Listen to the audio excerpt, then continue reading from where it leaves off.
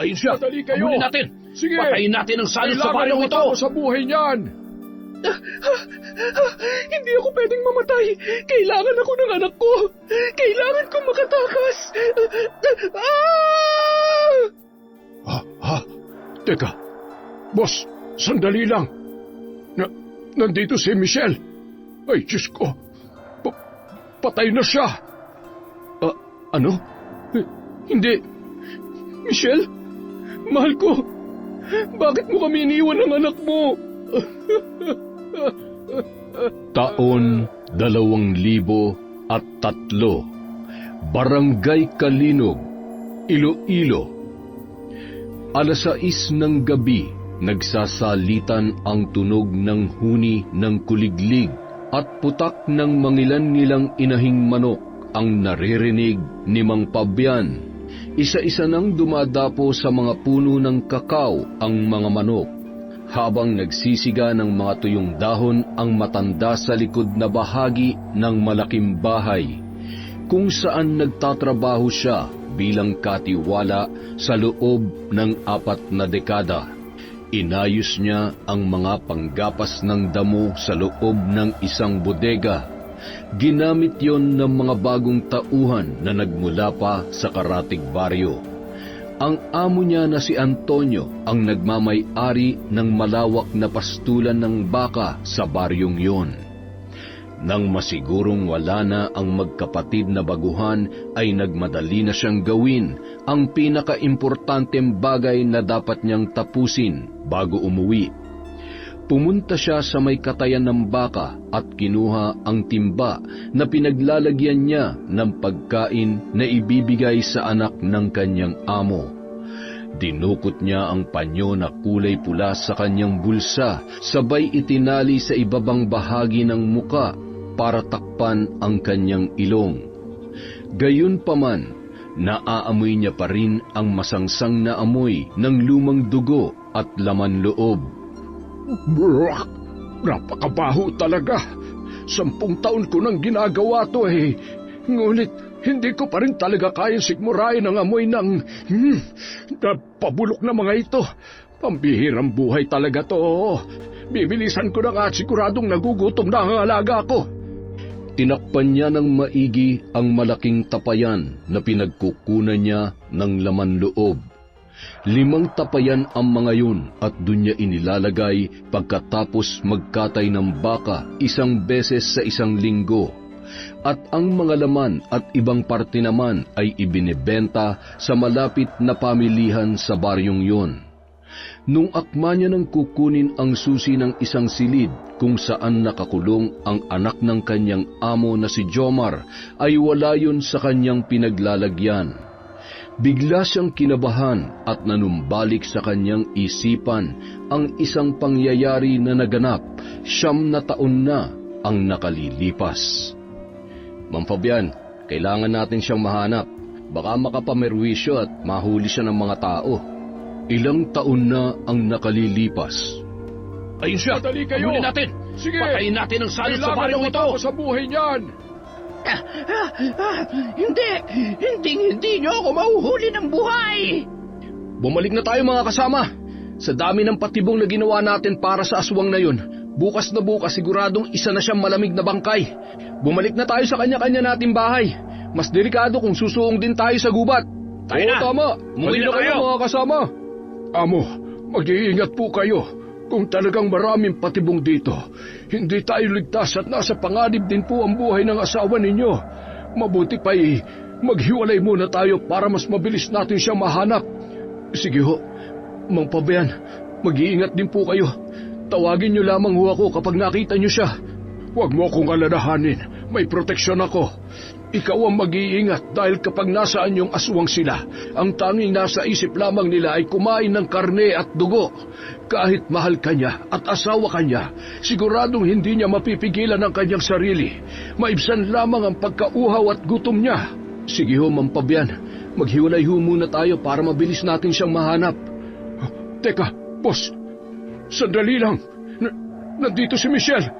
Diyos ko, patay na siya. Nakita nila sa may kalalimang hukay si Michelle. Doon ay may 3 patulis na kawayan na nakabaon at yon ay nakatusok sa katawan ng babae. Hubot-hubad ang bawat parte ng katawan nito at punong-puno ng dugo na nagmula sa kanyang mga sugat.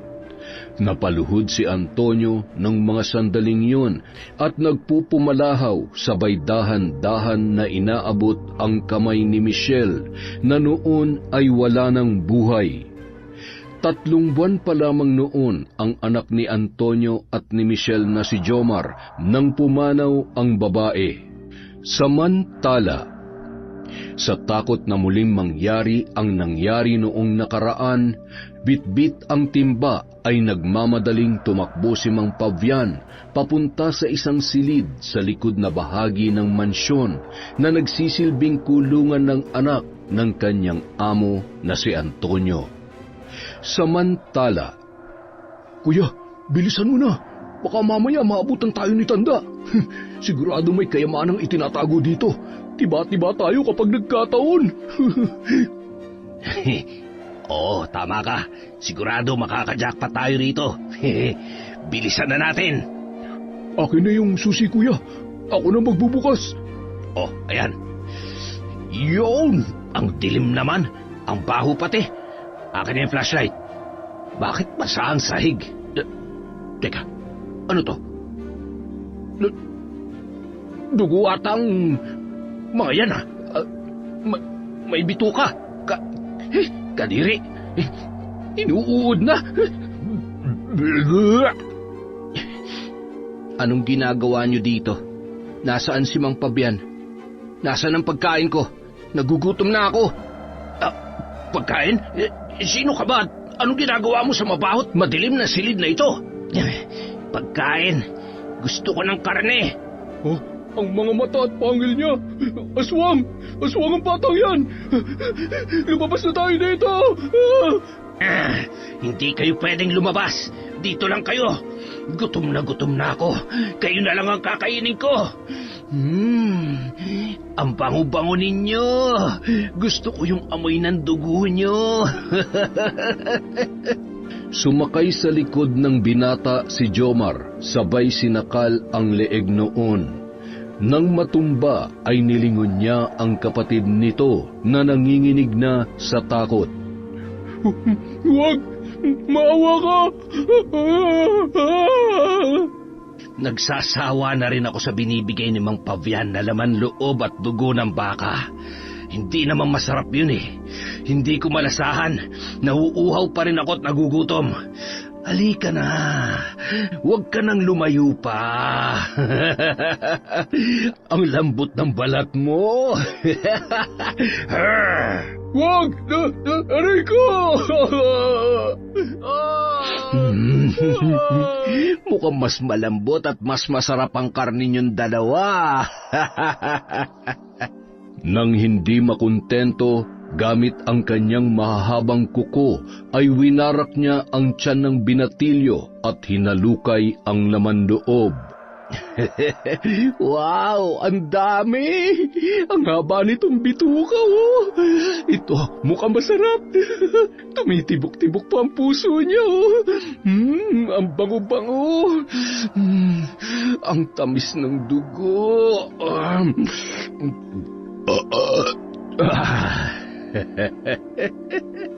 Nang dumating si Mang Fabian, nagulat siya nang mapansin na nakabukas ang pinto ng silid kung saan nakakulong si Jomar. Kinapa niya ang pindutan ng ilaw. Nang lumiwanag ay nanlaki ang kanyang mga mata. Ha? Jomar, anong ginagawa mo? Paano? Itigil mo yan! Hindi sila pagkain! Huwag mo silang pakikialaman, Mang Pavian. Ngayon lang ako nakakain ng ganito kasarap na karne. Salbahe kang bata ka. Bakit kinagat mo ko? Kasi, huwag mo silang kukunin, Mang Pavian. Ayaw ko ng laman loob ng baka. Hindi naman masarap yan eh. Paulit-ulit na lang yan ng kinakain ko. Nakakasawa na. Tingnan mo to, Mang Pavian, oh. Mapulang-mapulang dugo. Ang sarap po talaga nito. Ay, naku po, Diyos ko. Ito ang araw na kinakatakot ko. Ngayong nakatikim na siya ng tao, siguradong hahanap-hanapin niya na ito. Jomar, siguradong magagalit ang tatay mo. Mga tauhan niya mga yan. Tauhan? Ano yun? Akala ko pinapunta mo sila dito para kainin ko. Magagalit si tatay? Huwag mo akong isusumbong, Mang Pabian, ha? Ayaw ko magalit si tatay. Ay, sige na, maiwan muna kita. Diyos ko po mahabagin. Ano ang gagawin ko? Paano kung hanapin ang mga kamag-anak nila ang magkapatid na ito? Nakakatakot kapag namumulang mga mata niya. Siguradong magagalit si boss sa akin nito. Ano ba naman kasi at masyadong mapangahas ang magkapatid na yon. Siguro'y may binabalak silang kung anong masama. Ayan tuloy. Ay nako, malaking problema ito. Matapos masigurong nakasara na ng maayos ay bagsak ang balikat na naglakad ang matanda papalayo sa silid na yun. Dumudugo ang kanyang sugat nang makasalubong niya ang kanyang apong si Onyok na kagagaling lamang sa pastulan ng baka para siguruhing maayos ang pagkakasara at nalagyan ng tubig ang mga plangganang painuman ng kanyang mga alaga. Yun ang kanyang ginagawa kapag wala siyang pasok sa eskwela. Lolo, tara na, uwi na po tayo. Teka, bakit? May sugat po kayo? Huwag niyo sabihin na kinagat kayo ni Jomar. Hala, ang laki niya na. Huwag mong problemahin yan. Maghihilom din yan mamaya. May mas malaki tayong problema kaysa dito, Apo. Oh, ano yun, Lolo? Yung 2 baguhan, pumasok sa kulungan ni Jomar. Ano? Patay? Nakita ba nila si Jomar? Nakita nilang kaibigan ko? Sinaktan ba nila si Jomar, Lolo? Hindi nila sinaktan si Jomar. Kaya lamang, wala na sila. Yung isa may kagat sa leeg. Yung isa naman, warak na ang tiyan at nilalantakan ni Jomar nung dumating ako. Kaya nung inawat ko, ayun, nadali rin ako. Tuwang-tuwa pat. Ay, ewan, kung bakit ba naman kasi... Ay, mula sa araw na ito, huwag ka na magdadala ng pagkain at makikipaglaro sa kanya. Delikado. Mahirap na, hindi natin kontrolado kung anong tumatakbo sa isip niya. Kahit anong gawin natin, lalabas at lalabas pa rin ang pagiging halimaw ni Jomar. Pero Lolo, kawawa naman po si Jomar. Alam niyo naman na ako lang ang nag-iisa niyang kalaro at kaibigan. At saka, kilalang kilala niya na ako kaya siguradong wala siyang gagawing masama sa akin. Lagi ko nga siyang napapatawa kapag nagkukwentuhan kami. Ay, Apo, makinig ka na lamang sa sinasabi ko, ha? Huwag matigas ang ulo. Mabuti pa'y mauna ka nang umuwi. Magsaing ka na at magluto ng ulam. Kailangan ko lang munang kausapin si Amo. Sige po, Lolo. Mag-iingat po kayo pag-uwi, ha? Malungkot na umalis si Onyok habang nag-aalala para sa kanyang kaibigan na si Jomar. Halos magkaedaran lang silang dalawa. Bagamat may kanya-kanya ng pamilya, ang mga magulang niya ay si Lolo Pabian na talaga ang nagpalaki sa kanya. 7 taon pa lang si Jomar nung una silang nagkita ni Onyok at mula noon ay naging matalik na silang magkaibigan. Gustuhin niya mang tulungan ang kaibigan niyang si Jomar ay wala siyang magagawa, lalo na't alam niya na magagalit ang kanyang lolo sa oras na suwayin niya yon. Samantala, pagdating ni Antonio mula sa bayan kasama ang kanyang bagong asawang si Angelica, ay nagulat sila nang madatnan na naroon pa rin sa mansyon si Mang Pabian. Sa ekspresyon ng mukha ng matanda ay tila ba matagal na itong naghihintay sa kanila.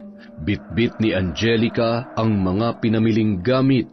Pagkababa niya ng sasakyan ay nakakunot noo na tiningnan niya mula ulo hanggang paa ang matanda at agad nang pumasok sa loob ng malaking bahay. Hawak ni Mang Pabian ang laylayan ng kanyang damit na natalamsikan ng dugo mula sa sugat sa kanyang kamay.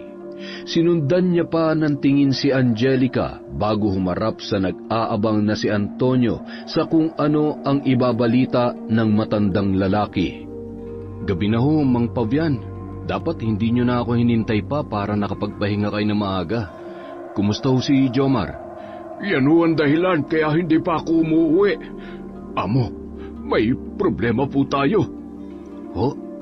May nangyari po bang masama sa anak ko? Ay, wala ho, pero yung dalawa po nating tauhan, nadali ho ng anak nyo, amo. Hindi ko po kasi alam kung anong pumasok sa mga isip nila at sinubukan nilang pasukin ang silid ni Jomar. Nung kukunin ko yung susi para magdala ng pagkain sa kanya, wala na yun sa kinalalagyan. Hanggang sa tumakbo ko papunta kay Jomar at pagtingin ko ay bukas po ang pinto. Nung buksan ko ang ilaw, nakahandusan na yung magkapatid sa sahig. Amo, pinatay silang pareho at nung dumating ako'y nilalantakan niya yung laman loob ng isa. Sinubukan ko siyang pigilan kaya lang naging bayolente bigla ang anak ninyo. Kinagat at pinagkakalmot niya ho ako. Buti na lamang at suot ko itong mutya ng salsagan dahil kung hindi, paniguradong hanggang ngayon ay sariwa pa rin ang mga kalmot at kagat niya sa akin. Ay Diyos ko, anong gagawin natin? Siguradong hahanapin sila ng mga kamag-anak nila. Ay, opo. Pero magagawa natin ang paraan yan. Pwede naman nating palabasin na ibang aswang ang may gawa. Lalo na't kaliwat kanan pa rin naman ang nagiging biktima dito at maging sa Karatig Baryo. Ang problema natin sa ngayon, kung paano pa natin mapipigilan na kumain ng karne ng tao si Jomar.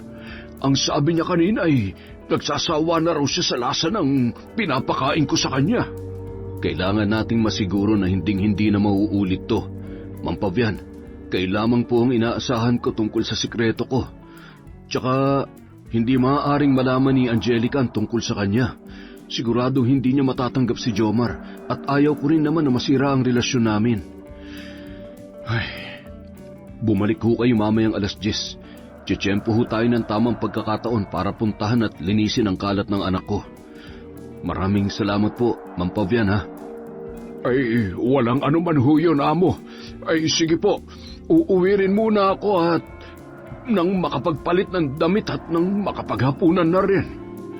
Nang makauwi si Mang Pavian ay saktong nakaluto na ang kanyang apong si Onyok.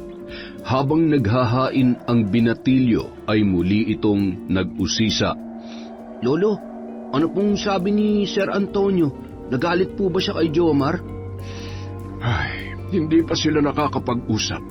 Kumain na tayo. Babalik din ako agad sa mansyon. Ikaw matulog ka na. Maaga pa tayo bukas. Ha? Saan ho kayo pupunta? Huwag na marami pang tanong, apo. Huwag ka mag-alala para sa kaibigan mo. Magkikita rin ulit kayo. Pero sa ngayon siguro ay hindi muna.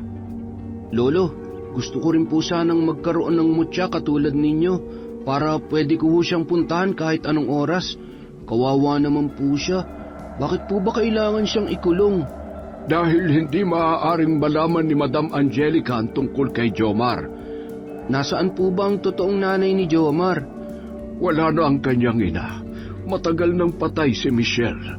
Siya nga pala, tungkol sa mutya. Pagdating ng araw ay ipapamana ko rin ito sa iyo.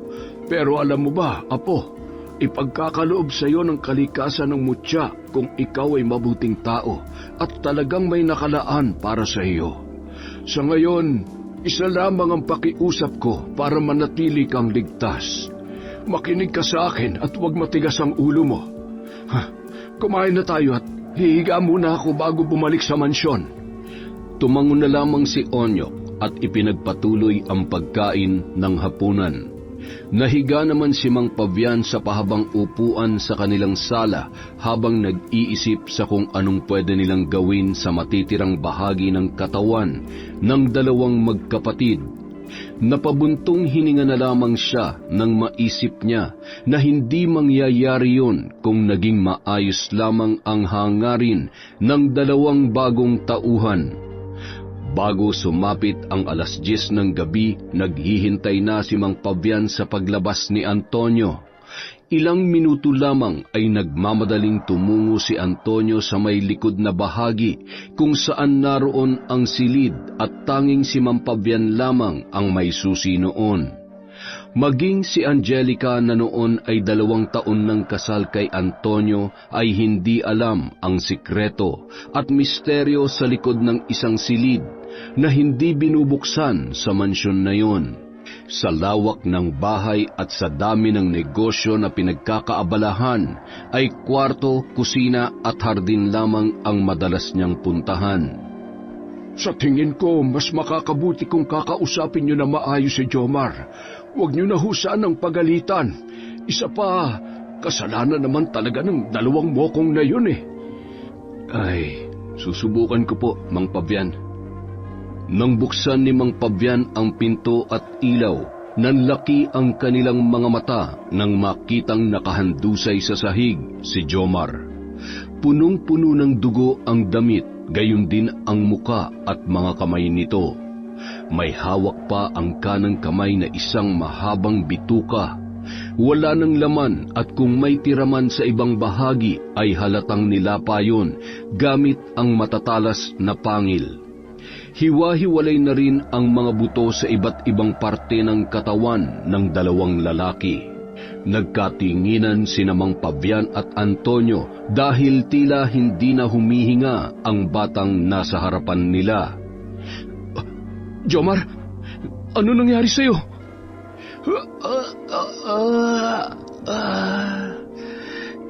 Tatay, ikaw nga. Bakit ngayon lang kayo nagpunta? Busog na busog po ako ngayon, tatay. Pwede niyo po ba akong kargahin? Kinabahan naman si tatay sa iyo eh. Ay, bakit mo ginawa yun? Di ba sabi ko naman sa iyo hindi ka pwedeng tumikim ng karne ng tao? Hindi ka naman ginugutom ah. Tatay, hindi ko naman talaga bala kainin sila, kaya lang mukha silang masasamang tao eh. At saka, di ko na po malasahan yung pagkain na binibigay sa akin ni Mang Pabian o kaya ni Onyok. Nakakasawa na po talaga. Anak, makinig ka sa akin. Kung kinakailangan na bumili tayo ng ibang karne, baboy man yan o manok, ayos lang. Huwag lang tao. Naintindihan mo? Sige po, tatay. Hindi na po mauulit. Tatay, pwede na po ba akong lumabas? Sabi po ni Onyok, maganda raw po sa labas eh. Masaya at maganda daw pong maglaro doon kesa dito. Anak, mas ligtas ka dito.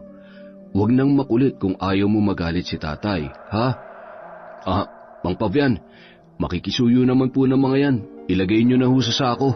Pakilinisan nyo na rin ho tong silid at pakipaliguan nyo na rin po muna tong anak ko. Hihintayin ko na lang ho kayo sa sasakyan. Kailangan natin mailigpit ng maayos ang mga yan. Tatay, aalis ka na po. Tatay. Lumabas sa silid na yon si Antonio. Hindi niya na nilingon pa si Jomar na patuloy pa rin sa pagtawag sa kanyang pangalan. Napabuntong hininga siya at naguguluhan sa kanyang nararamdaman. Pasensya ka na kung ipinagkait ko sa iyo ang buhay at ganda ng mundo.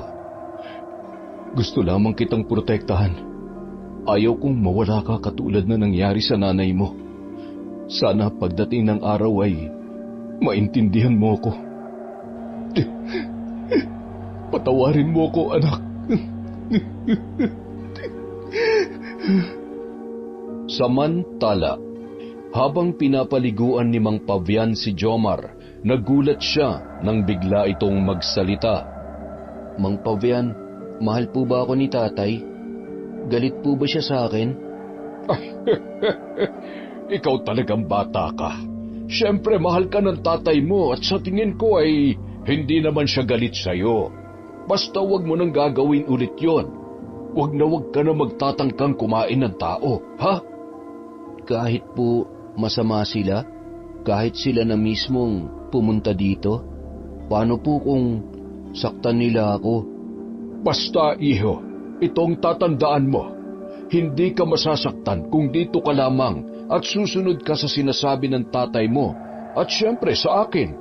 Alam mo, para na rin kitang apo, Jomar. Apo? Di po ba yun ang tawag nyo kay Onyok? Ibig po bang sabihin, apo nyo rin ako katulad niya? Ay oo naman, at katulad ni Onyok, mahalaga ka rin sa akin. Biglang niyakap ng mahigpit ni Jomar ang matanda at hinimas-himas naman ni Mang Pabian ang likod ng bata. Pagkatapos paliguan at linisan ng silid na yon, ay nagpaalam na si Mang Pavian na nanginginig ang mga kamay habang binubuhat ang isang sako kung saan nakasilid ang tira-tirang bahagi ng dalawang magkapatid, gayon din ang mga gutay-gutay na damit ng mga yon. Samantala, malungkot naman si Jomar na nakatingin sa sakong bitbit ng matanda na tila ba natatakam pa rin sa karne ng tao. Nanunuot pa rin ang mabangong amoy sa kanyang ilong. Hinimas muna ni Mang Pavian ang ulo ng bata at ngumiti bago lumabas sa silid na yon. Tumungo naman si Jomar sa kanyang tulugan. Katumbas ng isang katamtamang laki ng bahay ang lawak ng kanyang silid. Mula nang matutong maglakad si Jomar ay doon na siya itinago ng kanyang ama. May isang maliit na bintana na salamin sa mataas na bahagi na tanging langit lamang ang natatanawan niya. Napakaliit ng butas noon at kakarampot lamang na hangin ang pumapasok sa naturang silid.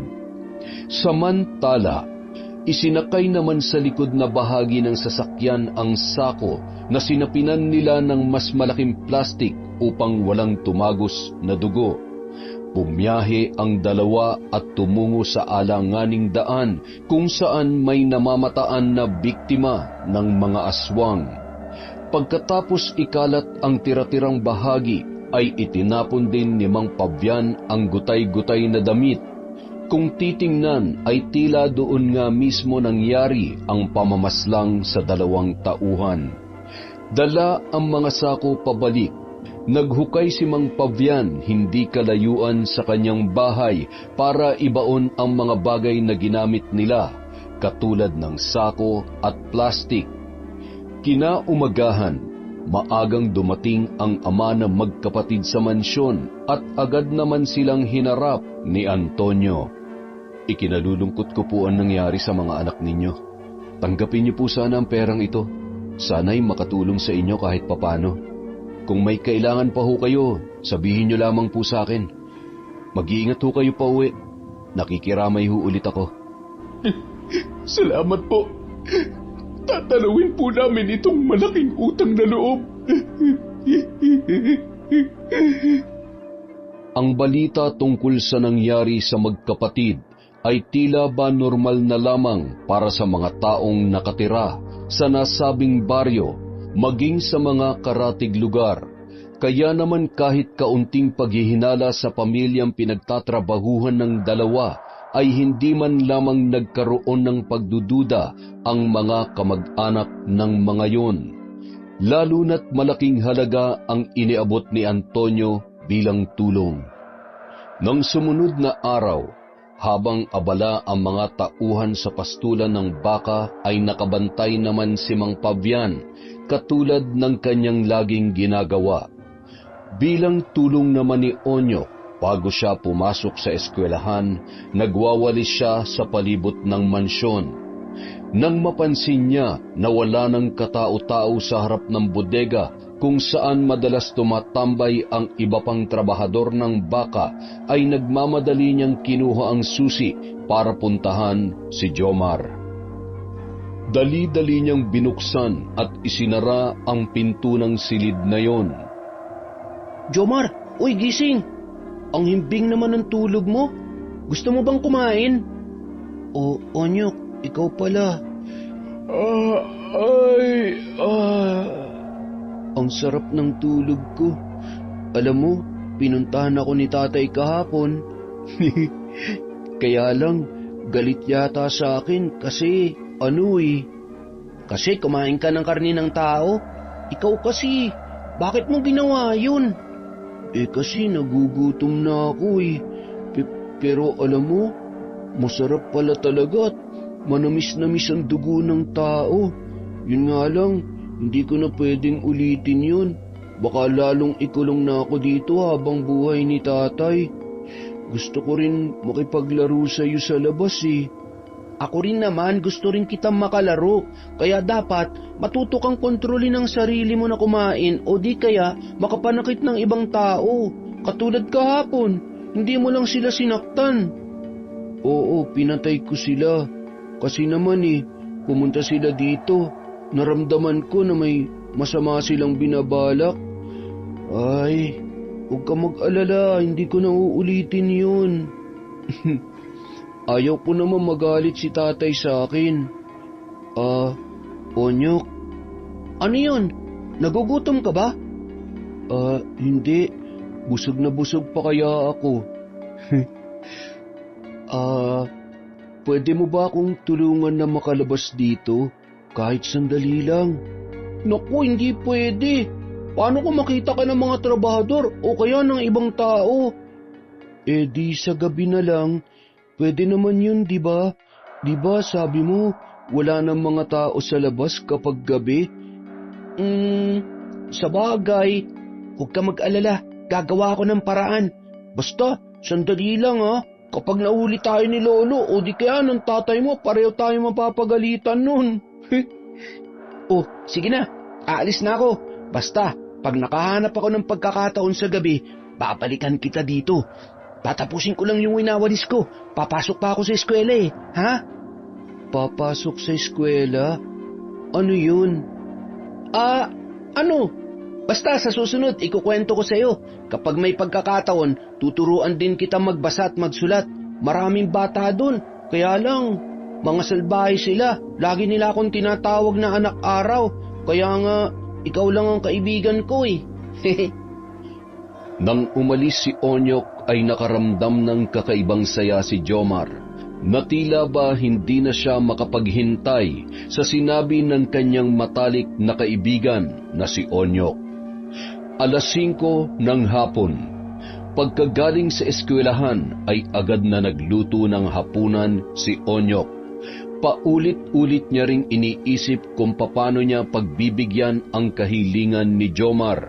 Sa katunayan, matagal niya nang gustong gawin yon dahil naaawa na siya sa kalagayan ng kanyang kaibigan na umiikot lamang ang buhay sa 4 na sulok ng silid na yon.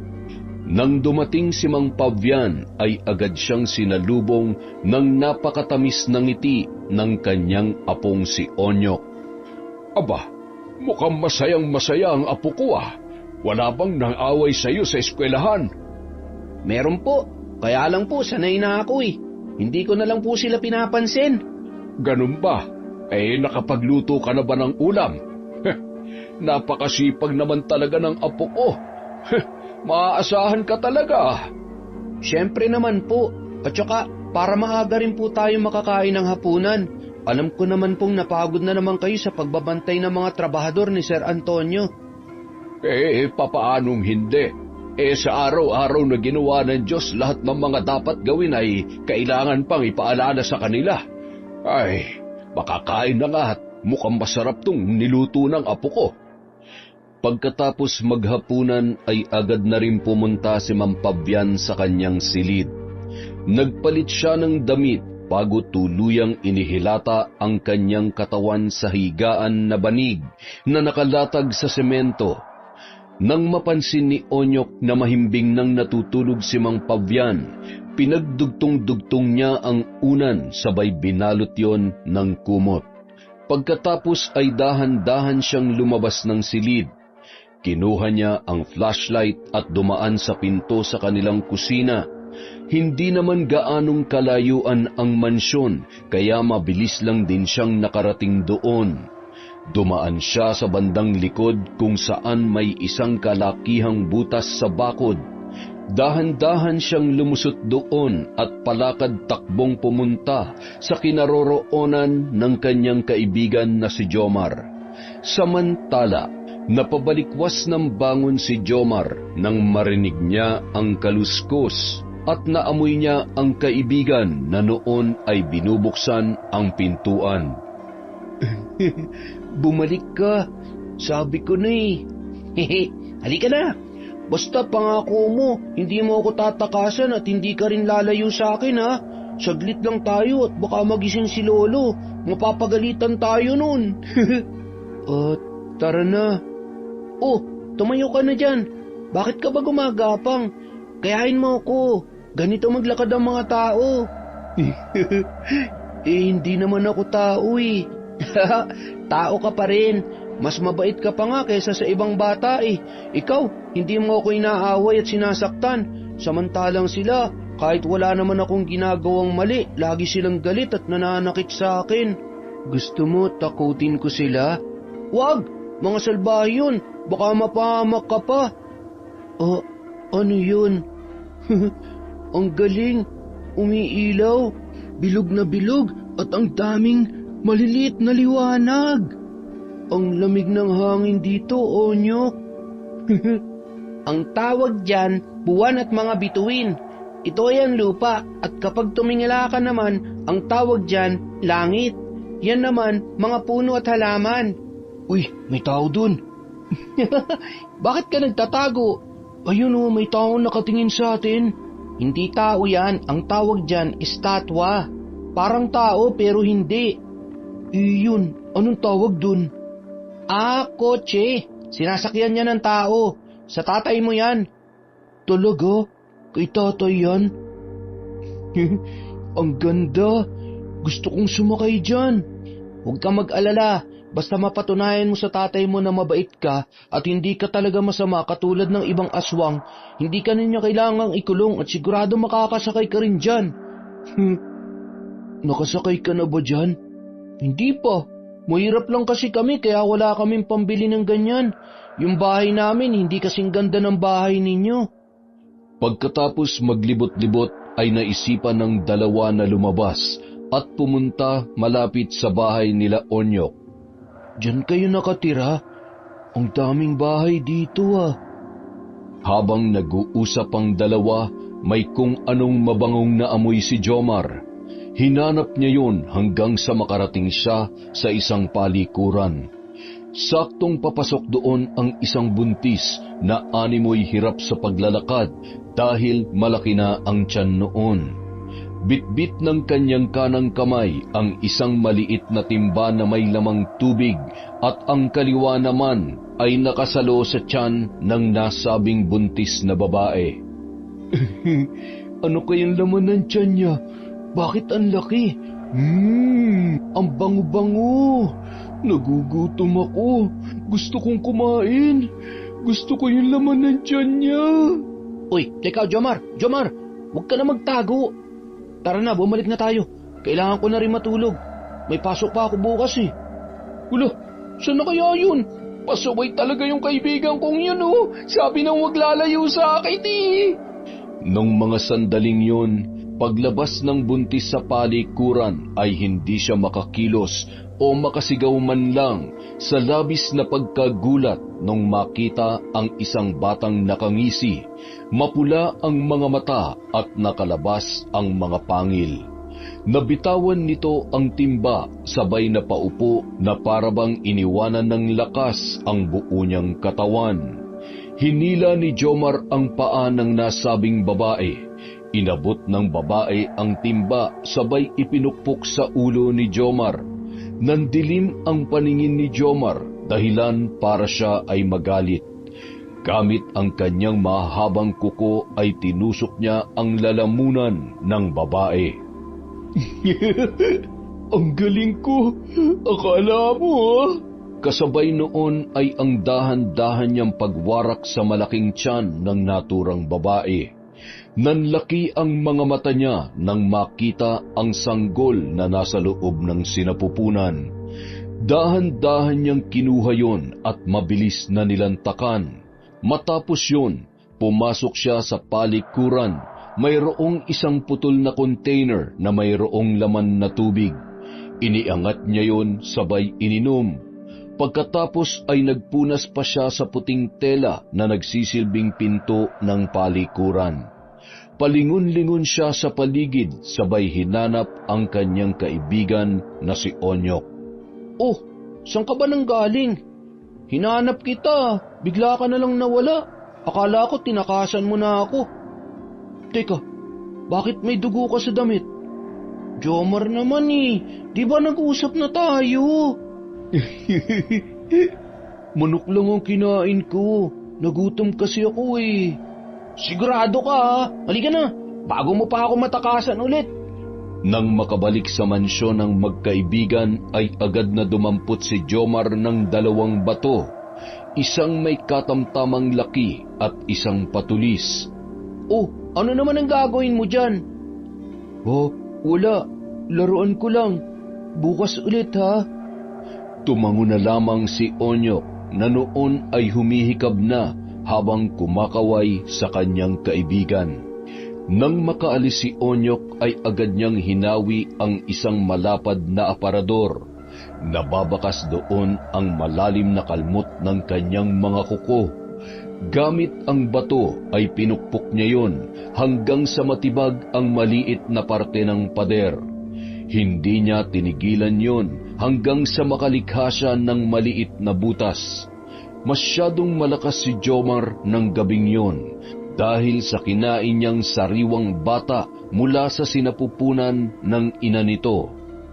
Kinaumagahan. Apo! Apo!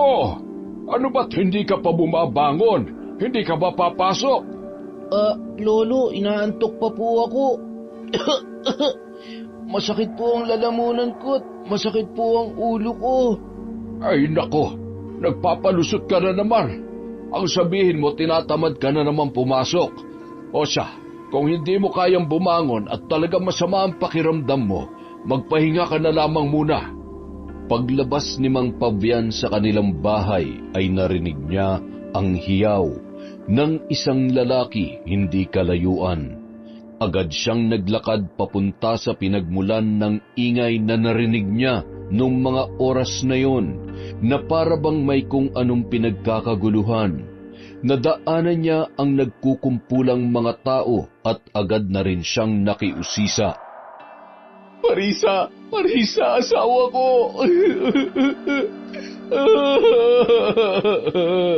Ay, sus Mariosep! Ay, ano nangyari kay Marisa? Ay, Diyos ko! Sino ang walang awa na may gawa nito? Aswang! Siguradong aswang ang may gawa dyan. Nakakakilabot na sa baryong ito. Kailangan talagang magdoble ingat na tayo. Masyado nang mapangahas at ay nako! Napailing-iling na lamang si Mang Pabian ng mga oras na yon. Di na rin siya gaanong nagtagal pa at dumiretso na sa pastulan ng mga baka. Pagkagaling sa pastulan ay pumunta siya sa mansyon. Agad naman siyang tinawag ni Antonio na may bitbit na plastik na may kung anong laman. Amo, para saan po ito? Karning baboy ho, para po kay Jomar. Kumusta po siya? Ay, maayos naman. Palagi siya nagtatanong tungkol sa'yo. Baka gusto mong kahit sandali lang ay... kahit isang beses lang sa isang araw ay makita ka niya. Gustuhin ko man po, pero natatakot po ako na malaman ni Angelica tungkol sa kanya, kaya... Ay, nako. Naiintindihan kita. Pero huwag mong kakalimutan na kailangan ka pa rin ng anak mo. Oo, naiiba siya, pero bata pa rin siya na naghahanap ng kalinga ng magulang. Eh, sige na. Pakakainin ko na lang muna siya. Mang Pabian, maraming salamat ho sa pag-aalaga sa kanya. Huwag po kayong mag-alala. Naghihintay lamang po ako ng tamang pagkakataon para sabihin kay Angelica ang tungkol kay Jomar. Sana lamang po ay matanggap niya ang anak ko. Alam mo, kung talagang mahal ka ni Angelica, sa tingin ko, matatanggap niya si Jomar. Kung mahal ka niya, mamahalin at tatanggapin niya rin ang anak mo. Pagkatapos mag-usap ay dumiretso na si Mang Pabian kay Jomar. Mang Pabian, si tatay, kailan po siya ulit pupunta dito? Medyo marami pang ginagawa ang tatay mo. Hayaan mo, kapag may pagkakataon ay pupunta ulit yun dito. Sa ngayon, kumain ka na lang muna. Diba, sabi mo, nagsasawa ka na sa baka. Heto, karning baboy ito at ang tatay mo bumili nito, kaya ubusin mo, ha? Sige po, mamaya na. Busog pa po ako eh. Busog ka pa rin. Kakaunti lang ang kinain mo kagabi, ha? Siyempre po, nabusog ako dun sa kinain ko na... Kinain na... Wala po. Mang Pabian, ano pong tawag sa tao na may malaking tiyan? Busog? Kung babae naman ay malamang buntis yun. Buntis? Ano po yun? Ay, paano ba? Yung babae kapag may bata sa tiyan, parang ikaw nung maliit ka pa nasa tiyan ka ng nanay mo. Ay, teka, saan ba nang gagaling ang mga tanong mong yan? Hindi ka pa naman... Kasi po, malaki ang tiyan nyo eh. Bilog na bilog po oh. May nakatira rin po bang bata dyan? Tsaka paano po nakakapasok yung bata sa tiyan? Ay, sus Mariosep na bata ito. Jomar, apo, kainin mo na lamang ito kapag nagutom ka na. Marami pa kasi akong gagawin eh. Hamot sa susunod ay magkukwentuhan ulit tayo, ha? Mang Pavian. Oh, ano yun? Pwede ko po bang hawakan ng tiyan ninyo? Ay, Diyos mio kang bata ka. Walang bata dyan. Puros hangin lang ang laman yan. Napakunot noon na lamang si Mang Pavian sa naging usapan nila ni Jomar. Samantala, Mahal, may bagong biktima na naman pala ng aswang dito sa baryo natin. Grabe no? Halos araw-araw may balita tungkol sa mga nabibiktima ng mga halimaw na yan. Alam mo, kung may kakayahan lang ako manghuli ng aswang at tapusin sila, ginawa ko na. Hay nako. huwag mo na lamang intindihin ang mga ganyang balita. Tinatakot mo lang ang sarili mo eh. Hindi ko tinatakot ang sarili ko. Kung meron man akong dapat ikatakot, yun ay para sa batang nasa sinapupunan ko. Para sa magiging anak natin. Ha? Talaga? Magkakaanak na tayo? Oo, kaya nga hindi ako mapakali sa mga balita tungkol sa aswang. Alam mo naman na gustong-gusto nilang amoy ng buntis, di ba? Mahirap na. Kaya, nako, subukan lang nila. Raratrating ko talaga sila ng baril. Salamat sa Diyos at magkakaanak na tayo, mahal ko. Basta, huwag ka nang lalabas ng bahay sa alanganing oras, ha? Walang mangyayaring masama sa inyo ng anak natin. Huwag kayong mag-alala dahil po protektahan ko kayo. Talaga lang ha? Napakaswerte ko naman talaga sa asawa ko. At syempre, maswerte ang magiging anak natin dahil ikaw ang magiging tatay niya. Dahil sa pagbubuntis ni Angelica, ay lalo lamang nahirapan si Antonio na ipaalam sa kanya ang tungkol sa itinatago niyang anak na si Jomar. Nang sumapit ang hapon ay sinundo ni Onyok ang kanyang lolo Pavian sa mansyon. Oh, akala ko ba'y masama ang pakiramdam mo? Sinasabi ko na nga gumagawa ka lang ng rason para hindi pumasok sa eskwela. Masama po talagang pakiramdam ko kanina, lolo. Oh, bakit nandito ka? Gusto ko po sanang puntahan si Jomar. Pwede po ba? Ay nako, napakatigas talaga ng ulo mo. Siya, mamaya, pero hindi pwedeng hindi mo ako kasama kapag pumunta ka doon. Naiintindihan mo ba? Tumango na lamang si Onyok habang hinihintay si Mang Pavian na noon ay nagliligpit ng mga gamit sa bodega. Nang matapos ay sinenyasan niya si Onyok na kunin ang susi. Samantala, abala sa paggawa ng butas sa pader si Jomar sa likod ng aparador. Gumagawa siya ng lagusan para malaya siyang makakalabas sa gabi. Nang bigla niyang maamoy na papalapit si Mang Pavian at Onyok ay agad siyang nagpagpag ng kamay at inayos ang aparador sa dating kinalalagyan nito. Mang Pavian, Onyok, may pagkain pa po ako. Hindi ko pa po nababawasan yung binigay niyo kanina. Nagtitipid ka ba? Ano bang kinain mo't busog na busog ka yata? Basta busog pa ako. Laro tayo mamaya ha? Patuloy ang pagbubulungan ng dalawa na ikinakunot noon naman ni Mang Pavian. Ano bang pinag-uusapan ninyo? Talagang nagbubulungan pa kayo? Ay, bakit parang napakaraming alikabok dito? Saan pa nanggaling ang mga ito? Hayaan nyo na lang po yan, Mang Pavian. Ako na lang po ang magwawalis ng mga yan. Para makauwi na ho kayo ni Onyok. Aba, ay sige, salamat. Napakasipag naman ng isa ko pang apo Paano? Aalis na rin kami kaagad. Kumain ka na lang at bago matulog ay linisan mo ang kwarto mo, ha? Tumango lamang si Jomar bilang tugon, sabay lumapit ulit kay Onyok at muling may ibinulong. Mamaya ulit ha, hihintayin kita. Ay nako, kayo talagang dalawa. Isara mo na nga na maayos yan, Onyok. Umuwi na tayo't nararamdaman ko na ang sakit ng mga tuhod ko sa maghapong pagtatrabaho. Huwag ho kayo mag-alala, pagdating ho natin, pwede na kayong kumain at matulog na maaga, Lolo. Nagsayang at nagluto na po ako ng ulam natin. Aba, ay napakasipag naman talaga. Masama pa ang pakiramdam mo niyan. Ay, mukhang naisahan mo na naman ako kanina. Pagsapit ng 8:00 ng gabi, mahimbing nang natutulog si Mang Pavian nang bumangon sa higaan si Onyok at muling tinakpan ng kumot ang mga unan. Nagmamadali siyang umalis at tumungo sa mansyon.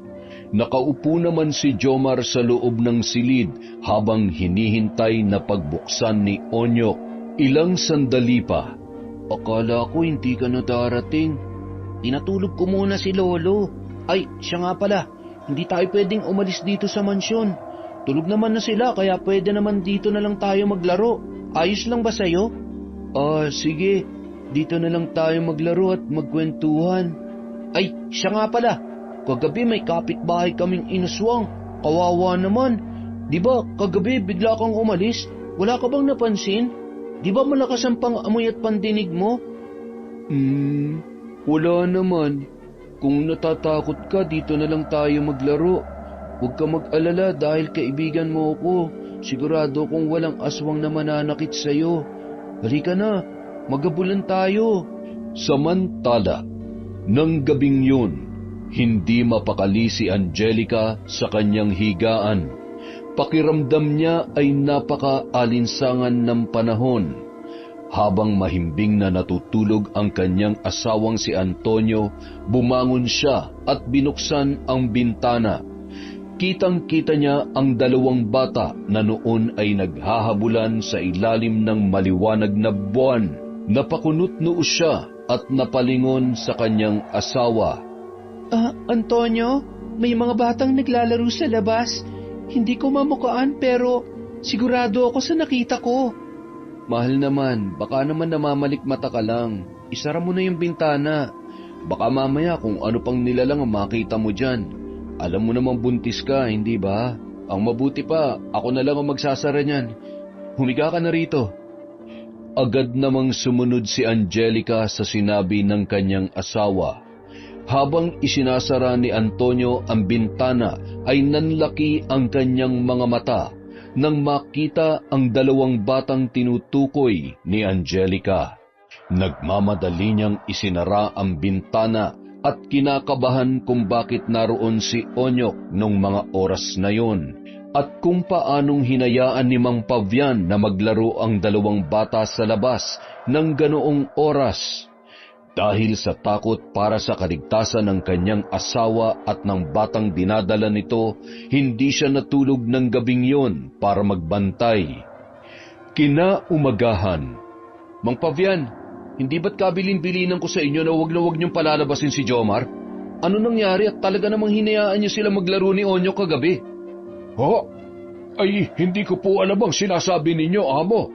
Maaga ho kami natulog ni Onyo. Kaya imposible. Anong gusto niyong palabasin? Sinungaling ako? Alam niyo bang nakita sila ni Angelica?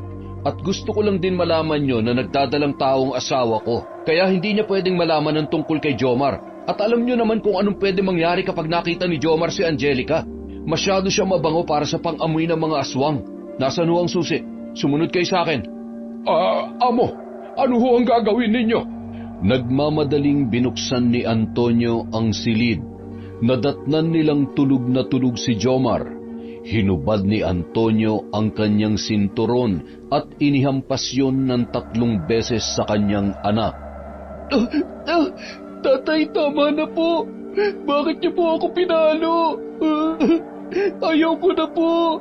Ayaw ko na po, tatay. Ang tigas talaga ng ulo mo. Sabi mo sa akin ang totoo. Huwag na huwag ka magsisinungaling. Kailan ka pa lumalabas sa gabi? Kailan pa? 2 gabi pa lang po. Gusto lang naman po namin maglaro ni Onyok. Wala naman po akong ginagawa masama, tatay. Huwag niyo pong pagagalitan si Onyok at si Mang Pabian. Wala po silang kasalanan. Gusto ko lamang pong makita ang itsura ng labas. Ayaw ko na po dito, tatay. Ayaw ko na po. Napakatigas talaga ng ulo mo. Makinig ka sa akin. Dito ka lang at kahit anong mangyari, hindi ka pwedeng lumabas. Subukan mo lang ulit na suwayin ako. Hindi lang yan ang aabutin mo. Naintindihan mo ba? Sumagot ka. Boss, tama na. Nasasaktan na ang bata.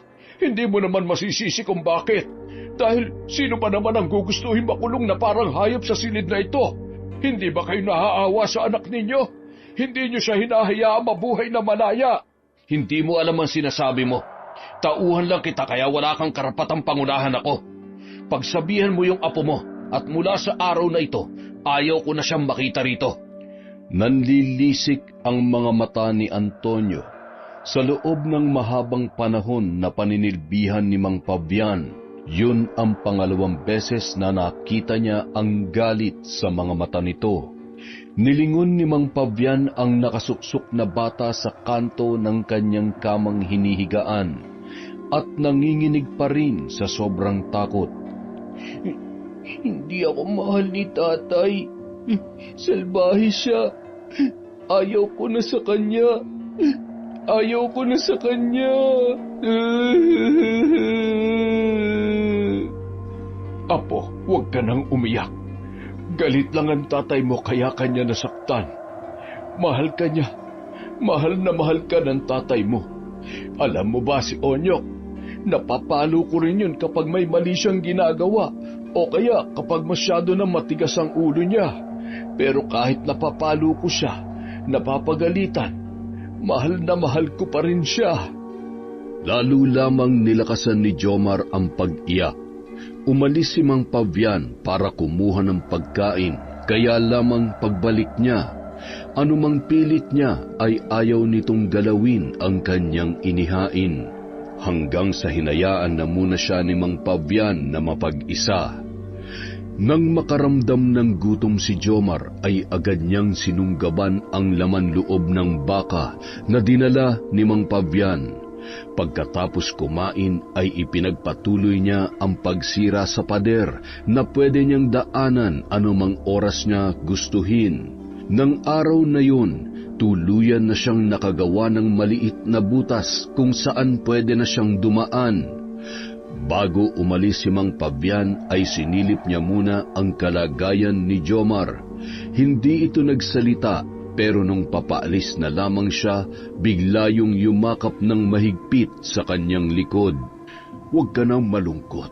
Hamot, kakausapin ko ulit ang tatay Antonio mo, ha? Tumango lamang si Jomar. Sabay gumulong ang butil-butil niyang luha na pinahid naman ni Mang Pabian bago ito tuluyang umalis. Pagdating niya sa bahay ay nadatnan niya si Onyok na nagsasaing. Oh, bakit po ang aga niyo ngayon, Lolo? Ikaw, bakit ang aga mo na magluto ng hapunan? Siyempre po kasi sigurado kong gutom na kayo. Di sige, bilisan mo't nagugutom na nga ako. Pagkatapos kumain ng hapunan, agad nang nahiga si Mang Pabian. Nang marinig ang paghilik ng matanda, ay dahan-dahan na bumangon si Onyok.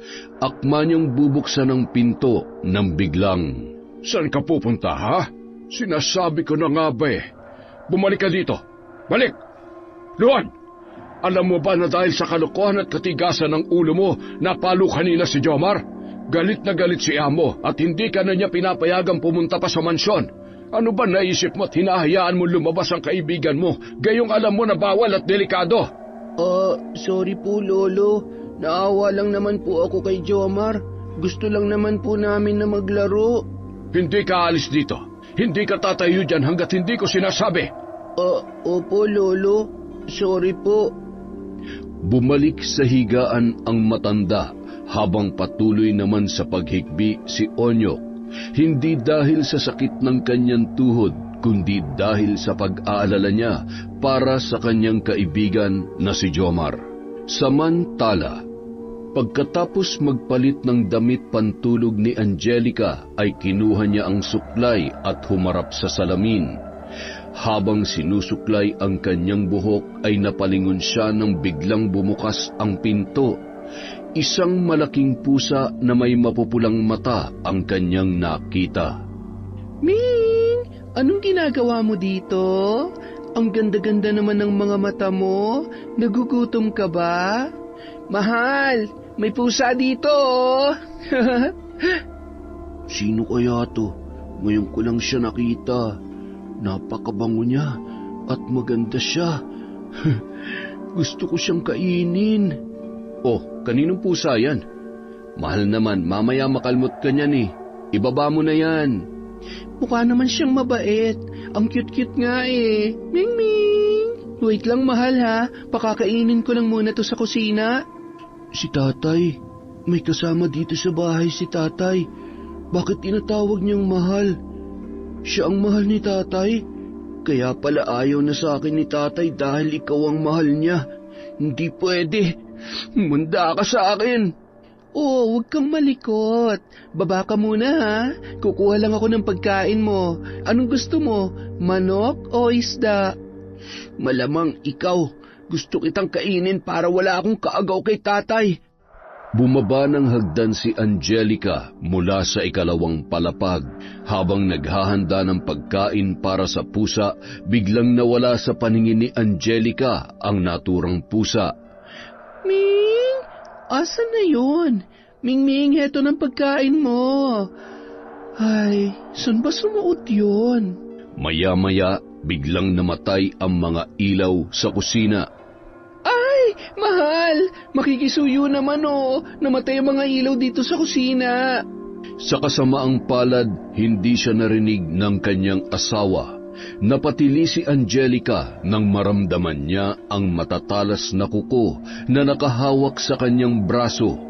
Paglingon niya ay tanging ang mapupulang mata na lamang ang kanyang nakita. Aswang! Aswang! Bitawan mo ako! Antonio! Antonio! Kasabay ng mga sigaw na yon ay ang pagtagos ng mga ngipin ni Jomar sa kanyang kanang braso. Dahil sa malakas na paghiyaw nito ay napabalikwas ang noon ay kakaidlip lamang na si Antonio. Nang maramdaman ni Jomar na pababa na ang kanyang ama ay nagmadali na siyang nagpalit anyo bilang pusa. Sabay tumakbo palabas ng kusina at pumasok sa isang maliit na butas para bumalik sa kanyang silid. Nagmamadali namang binuksan ni Antonio ang ilaw sa kusina at mabilis na nilapitan ang nagpupumalahaw na si Angelica habang hawak ng kanyang kaliwang kamay ang nakagat na braso. Antonio, tulungan mo ako. Hanapin mo at patay mo yung batang aswang. Siguradong nandito lang yun sa loob ng bahay. Bilisan mo. Kinuha ni Antonio ang kanyang baril. Hinalughog niya ang mga kwarto sa unang palapag. Wala siyang nakita kahit anong bakas kung saan dumaan ang aswang. Ilang oras lamang ang nakalipas ay humihiyaw pa rin sa sakit si Angelica na noon ay pilit na pinapakalma ni Antonio sa kanilang kwarto. Umalis na tayo dito. Nasa panganib ang batang nasa sinapupunan ko. Mas delikado kung aalis tayo ng ganitong oras. Antonio, nahihirapan akong huminga. Antonio, tulungan mo ako. Angelica, mahal, huwag ka namang ganyan. Gumising ka. Nawalan ng malay ang babae dahil sa matinding kirot at takot na kanyang naramdaman. Nang hipuin ni Antonio ang ulo ni Angelica ay napakainit noon. Sinabayan ng panginginig ng buong katawan dahil sa sobrang taas ng kanyang lagnat. Ilang oras din ang lumipas bago muling nagkamalay si Angelica. Samantala, habang inaalagaan ni Antonio ang kanyang asawa, ay walang kamalay-malay na nagmamasid sa may awang na pinto si Jomar, na noon ay muling nag-anyong pusang itim. Nang palabas na ng pinto si Antonio na noon ay papunta sa kusina, agad siyang nagkubli. Habang pababa ng hagdan ang kanyang ama, ay agad siyang pumasok sa kwarto. Nagpalit anyo bilang tao. Tinapik niya sa muka si Angelica. Antonio, nanghihina pang katawan ko. Hindi ko kayang bumangon. Talagang hindi ka na makakabangon dahil tatapusin na kita. Inagaw mo sa akin si tatay, kaya hindi niya ako mahal kasi ikaw na ang mahal niya at gusto niyang alagaan. Sino ka? Sinong tatay? Huwag mo akong sasaktan. Maawa ka sa batang nasa aking sinapupunan. Antonio! Ha? Angelica? Hindi mo ako kilala dahil nakakulong lang ako sa loob ng maraming taon. Dahil aswang ako at itinatago ako ni Tatay Antonio. Siguro dahil sa iyo. Dahil mga agaw ka. Ako dapat ang mahal ng tatay ko kung hindi dahil sa iyo. Jomar, anong ginagawa mo dito? Totoo ba? Anak mo ba ang halimaw na yan? May anak kang aswang? Hindi ako halimaw.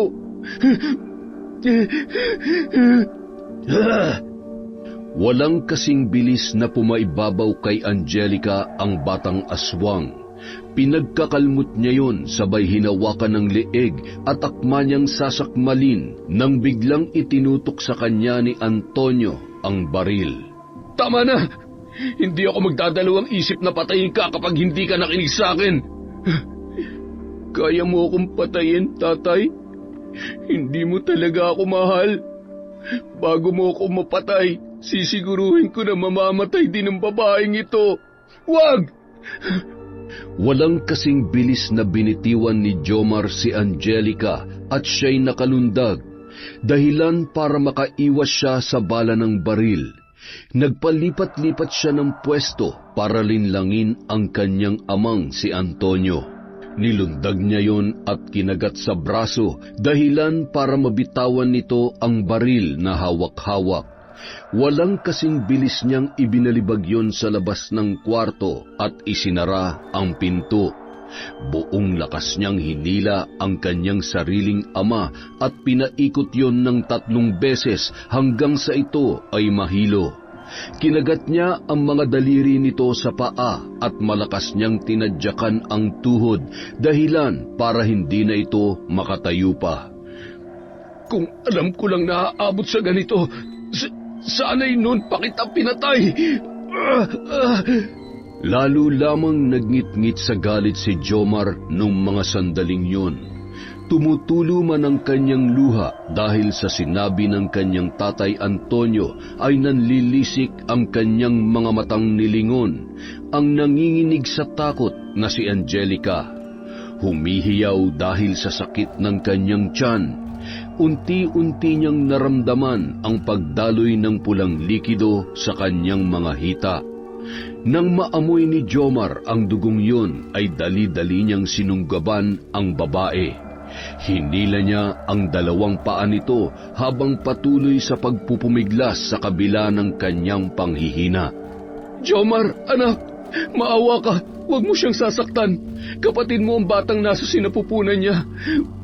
Buntis siya. Buntis? Masarap na pagkain niyang nasa loob ng tiyan niya. Walang kasing bilis niyang winarak ang tiyan ni Angelica gamit ang mahaba niyang kuko. Nagalit siya nang wala naman siyang matagpo ang sanggol sa tiyan nito dahil nagsisimula pa lamang ang pagbubuntis ng babae. Kaya naman, dinukot niya na lamang ang mga laman loob noon at kitang-kita ni Antonio kung paano nilantakan ng kanyang anak ang mga yun. Halimaw ka! Sana hindi na lang kita naging anak. Pinagsisisihan ko ang araw na dumating ka sa buhay ko. Ano pang hinihintay mo? Patayin mo na rin ako! Patayin mo na rin ako! Aswang ka! Pinagsisisihan ko rin na kayong naging tatay ko. Kahit halimaw ako sa paningin mo, hindi kita kayang patayin kasi kahit hindi mo ako mahal, tatay pa rin kita. Siguro kung hindi namatay si nanay, hindi niya ako ikukulong. Sana may nagmamahal sa akin. Mula ngayon, huwag kayong mag-alala. Hindi nyo na ako makikita pa. Ha? Jomar, papatayin kita! Pagkatapos sabihin ang mga katagang yun, ay agad na tumakbo palabas ng pinto si Jomar. Pinahid ang kanyang mga luha gamit ang kanyang kamay na punong-puno pa rin ng dugo. Muli siyang nagpalit anyo, tumakbo at dumaan sa isang bukas na bintana sa unang palapag ng mansyon. Gamit ang kanyang matalas na pang-amoy, muli niyang natunton ang bahay ni Mang Fabian. Nung mga sandaling yun, nananatiling nakaluhod at humihikbi dahil sa kirot ng kanyang tuhod si Onyok.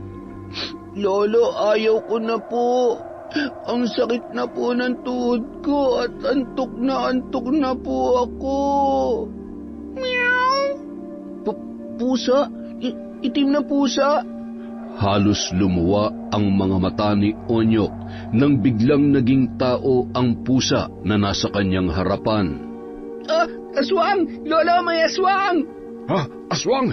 Ang puntot pagi! Nasaan ang aswang? Nasaan? Jomar, bakit nandito ka? Ano nangyari sa'yo? Ha? Paano ka nakalabas? Bakit ang dami mong dugo? Hindi na ako babalik kay tatay. Ayoko na makulong sa silid na yon. Hindi ako mahal ni tatay. Hindi niya ako mahal dahil halimaw ako. Masama ako. Pinatay ko yung babaeng mahal niya. Ay, Diyos ko! Paanong pinatay? Sino nagpalabas sa'yo? Patawad po, Mang Fabian. Lagi ko na lang kayong pinapahamak kay tatay. Binutasan ko po yung pader sa gilid na yon para makatakas ako. Patawarin niyo po ako. Huwag ka nang umiyak. Kahit aswang ka, alam ko hindi ka masama. Magkaibigan tayo, di ba? At kahit anong mangyari, kaibigan pa rin kita, Jomar. Pero masama talaga ako. Hindi ko kayang pigilan ng sarili ko na patayin sila kapag nagugutom at nagagalit ako. Nagsinungaling ako sa iyo nung gabing lumabas tayo. Ako ang kumain dun sa babaeng malaki ang tiyan. Ha? Ano? Ibig sabihin, ikaw ang pumatay kay Marisa at sa sanggol na nasa sinapupunan niya. At ngayon, si Angelica naman at ang batang ipinagbubuntis niya. Sinong isusunod mo? Ha? Yung tatay mo? Ako at ang apo ko? Halimaw din ba ang tingin mo sa akin, Mang Fabian? Jomar, hindi ka halimaw. Makinig ka sa akin. Hanapin mo ang kabutihan dyan sa puso mo. Mas pairalin at itatak mo sa isip mo ang pagiging tao para malabanan mo ang sarili mo na huwag pumatay. Mang Fabian, si tatay, hindi niya pwedeng malaman na nandito ako. Kapag gumaling ang mga sugat at pilay niya sa paa, siguradong papatayin niya ako. Papatayin niya ako, Mang Fabian. Hindi niya magagawa yon. Naniniwala ako na galit lang siya, kaya niya nasabi yon.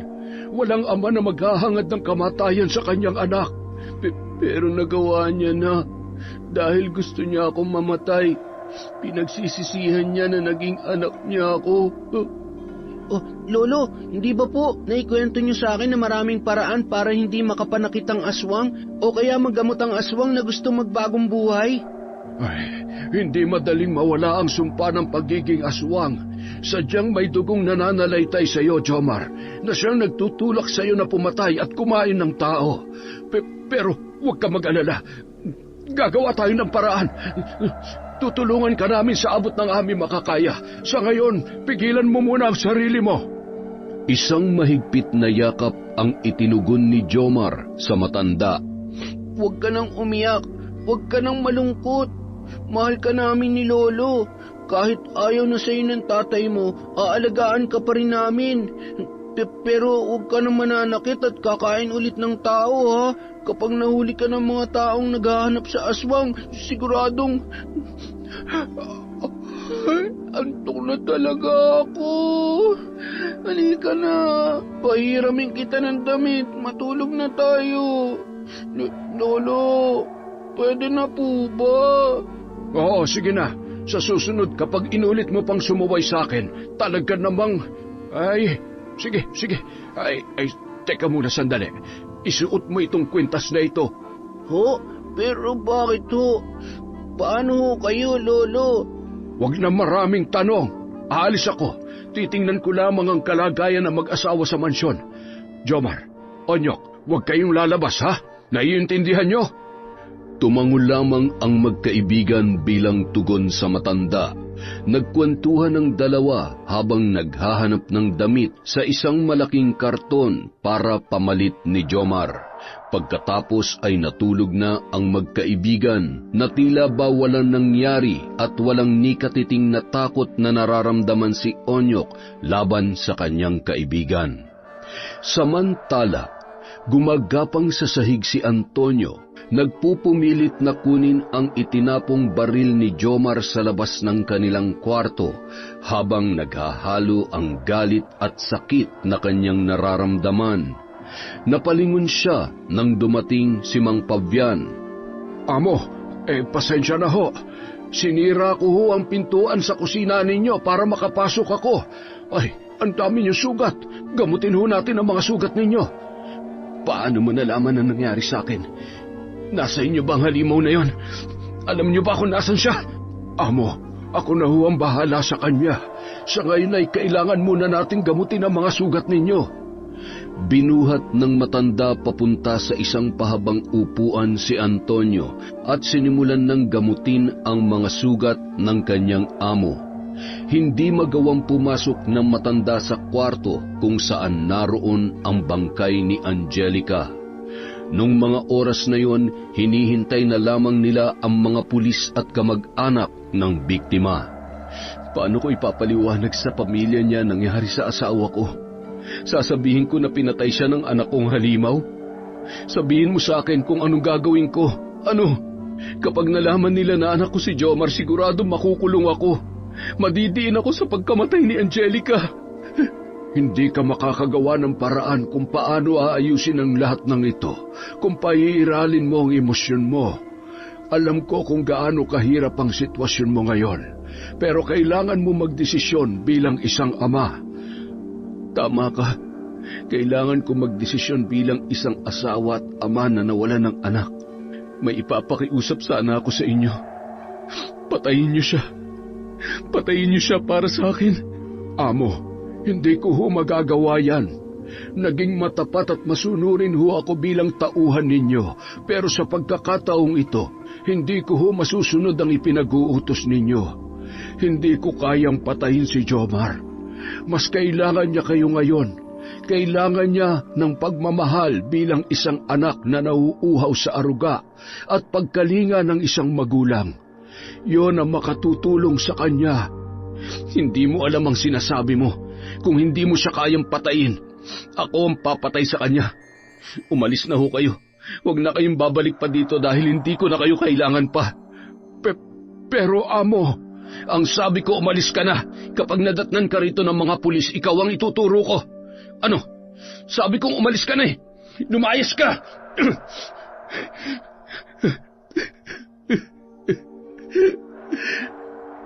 Makalipas ang isang linggo, patuloy pa rin ang bali-balita tungkol sa pagkamatay ni Angelica sa buong baryo. Maraming nakikiusisa tungkol sa nangyari kapag nakikita nila si Mang Pabian. Nananatili namang tikom ang bibig ng matanda. Ang madalas niyang tugon, hayaan niyo na lamang ang mga pulis na mag-imbestiga. Samantala, dahil wala ng trabaho ay nagpasya na lamang si Mang Pabian na magtanim ng pwede niyang ipambenta para may mapagkukunan sila ng pagkain sa araw-araw. Dinagdagan niya ang alaga niyang manok para naman kay Jomar. Kung minsan ay bumibili pa siya ng karning baboy at sariwang dugo. Isang araw noon, papunta sila sa kabilang baryo para puntahan ang isang sikat na albularyo na pinaniniwalaan na may kakayahang magpahina at magpagaling ng aswang. Bukal sa kalooban ni Jomar na talikuran ang pagiging halimaw niya, hindi para matanggap siya ng kanyang ama, kundi para hindi niya masaktan ang dalawang taong nagmamalasakit sa kanya. Yun ay walang iba kundi si Mang Pavian at ang kanyang kaibigan na si Onyok. Nakabihis na sila nang biglang dumating si Antonio. Lasing at tila ba wala sa sarili nung mga sandaling yun. Sabi ko na nga ba, dito lang kita makikita. Ibaba mo yung baril, Antonio. Baka tamaan ng bala ang anak mo. Wala akong anak na halimaw. Huwag mo akong pipigilan kung ayaw mong ikaw ang barilin ko. Huwag po! Huwag niyong sasaktan si Lolo at si Jomar! Pakiusap po! Tatay, huwag po. Wala akong anak na halimaw. Huwag! Mga apo, tumakas na kayo. Huwag na huwag kayong babalik sa lugar na ito. Alagaan niyo ang isa't isa. Lolo! Halika na, Jomar! Ang sama-sama mo! Patawarin niyo ako, Lolo. Nangako ako sa inyo na hindi na ako mananakit ng tao, pero kailangan ko kayong ipaghiganti. Nung mga oras na yon ay walang awa niyang sinunggaban at pinagkakalmot si Antonio, habang nagpupumalahaw naman si Onyok. Tumayo si Onyok at hinila ang kamay ni Jomar. Tumakbo sila ng tumakbo hanggang sa makarating sila sa gubat. Patawarin mo ako. Kasalanan ko kung bakit namatay si Lolo. Huwag mo nang sisihin ang sarili mo. Hindi ikaw ang pumatay sa kanya. Ginawa lang ni Lolo yun kasi mahal ka rin niya. Kaya kahit siya pa ang mamatay, ayos lang.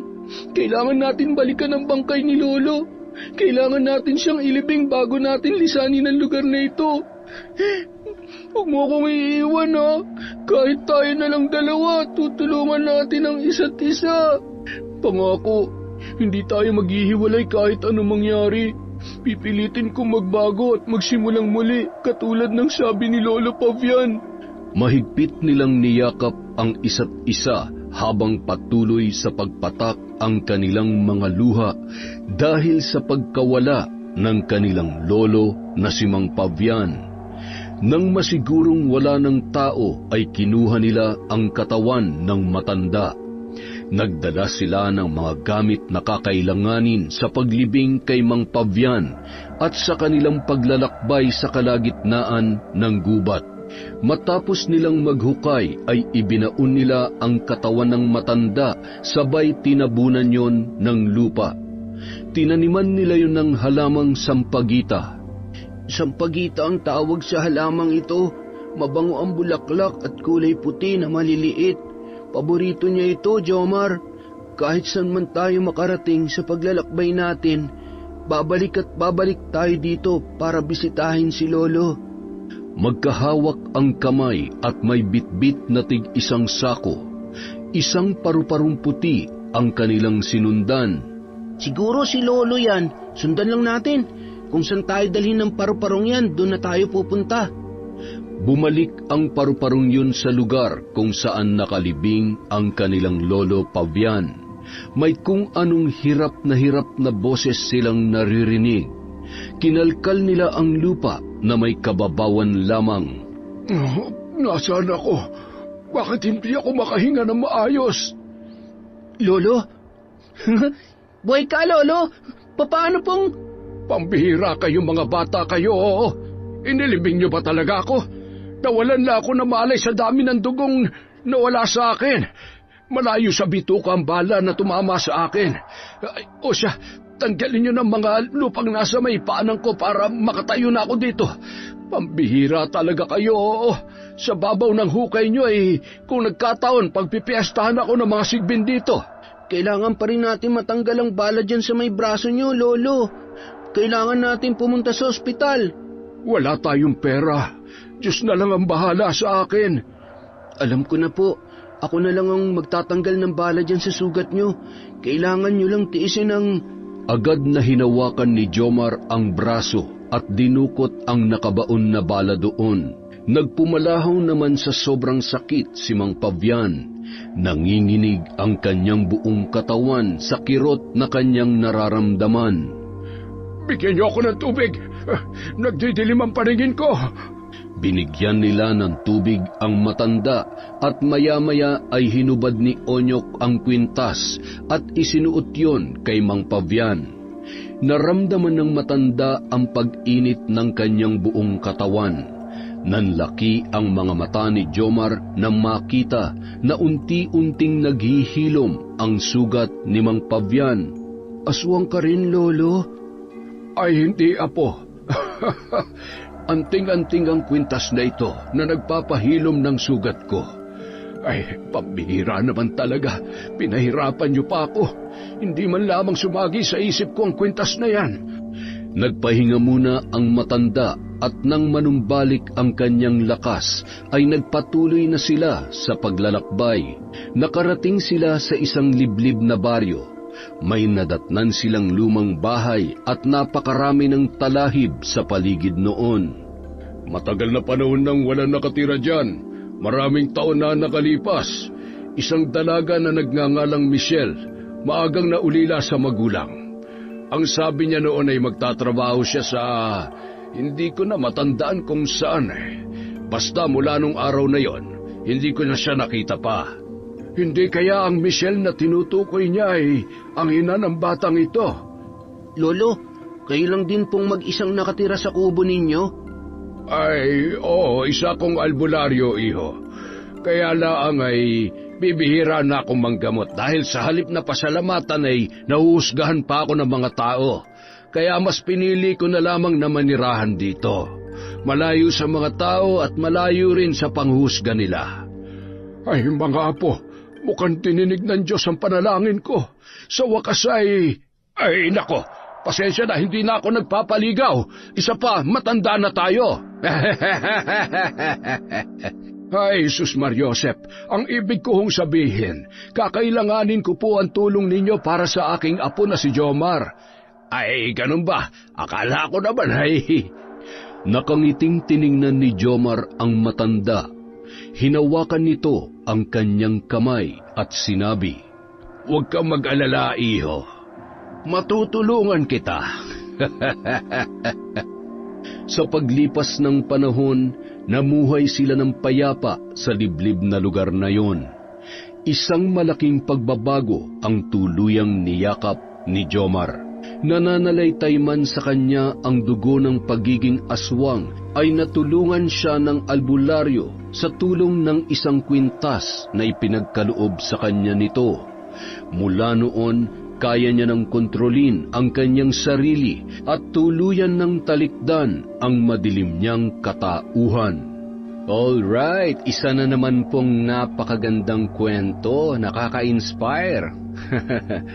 At ngayon, meron na naman po tayong shout-out. Simulan po natin kay Leslie Cabalfin from Australia. Hi po kay Beverly Carbajosa. Hello din po kay Marlon Candelario. Hi kay Corazon Clemente. Magandang araw po, Julia De Vera. Kay Etos Oga. Hello kay Rico Cunanan. Shout-out din po kay Rohina Abdurasid. Hi kay Friendscar Fernandez. Hello kay Mary Ann Tamayo. Hello po kay Rami Molieno. June Gemini. Hi kay Genevieve Retisa. Kay Emmanuel Christian Sorila. Kay Adriel Pandinho Capuno. Hello kay Rosario San Jose. Boss Regan Machico. Hi kay Neri Cuyones. Hello po kay Inday Lebra. Kay Virginia Belay. Hello po kay Robert Crimen. Kay Luisa Bismanos. Hello din po kay Ledelia Bermil. Kay Eleuterio Paharlio. Hi, kay ako si Bruja. Hello din po kay Fe Diaz. Kay Arlie Hans. Hello, my honey. Kay Monet Mabini. Kay Joey Gotico from Riyadh. Kay Rosette Ersando. At sa Dalere family from Pangasinan. Maraming salamat po sa walang sawang pakikinig at pagtsatsaga at suporta sa Kwentong Enteng.